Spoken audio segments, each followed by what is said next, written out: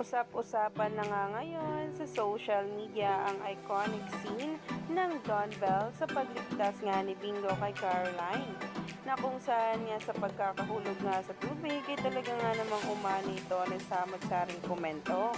Dahil itong si Derek May Albiar ay may naikwento nga sa kanilang MediaCon. Kaya naman talaga sabay-sabay nating tingnan at alamin ang nasabing post ngang ito na ngayon ay nagtitrending na nga at pinag-uusapan ng maraming netizens at ng mga bula.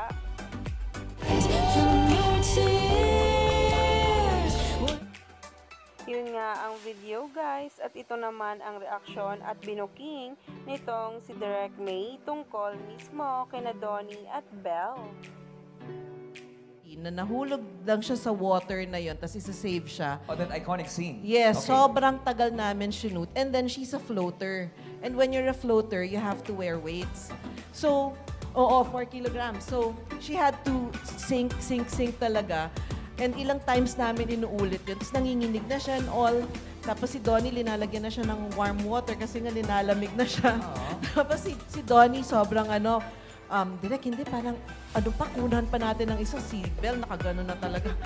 Isa pa talaga. Sama pa ako malunod. Sa pagmamahal niya kasi.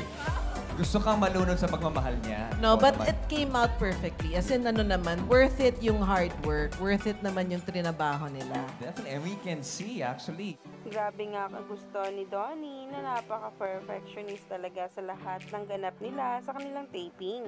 Pero hindi pa rin nga nakakalimutan na alagaan si Belle at mag-alala. Napaka-sweet nga talaga kung saan itong si Robbie ay tuloy-tuloy ang pagpapakilig.